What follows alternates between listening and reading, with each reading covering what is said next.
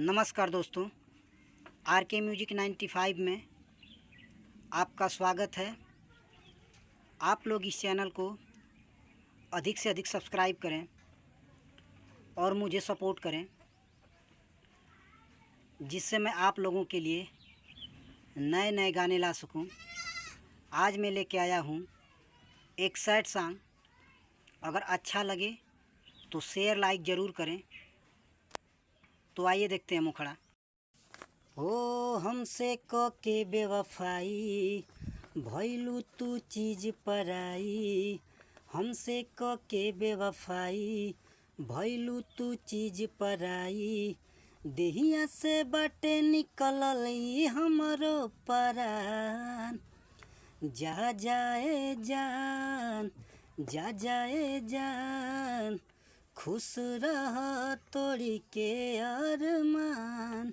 जा जाए जान, जा जाए जान, खुश रह तोड़ी के अरमान। आइए देखते हैं अंतरा। हो धोखा दिहल बायादत खानदानी, केतना के जिंदगी तू खइबू ए रानी। हाँ धोखा दिहल बायादत खानदानी, केतना के जिंदगी तू खइबू ए रानी। हो दे दिहलू गहरा जखम, तोड़ी के वादा कसम। दे दिहलू गहरा जखम, तोड़ी के वादा कसम। दिल के दुनिया के रहलू तू मोर भगवान।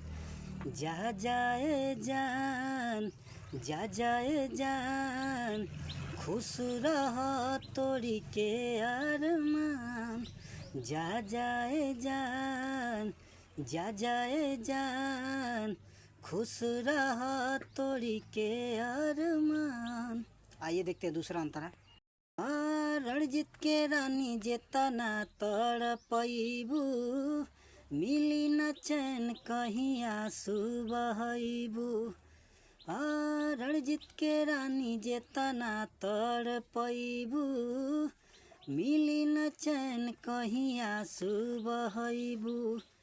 भइली हम तो बेगाना, तोहरा खातिर जन जाना।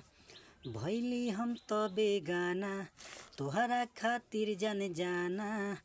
रही हम सूरज तू अजरिया के चाँद।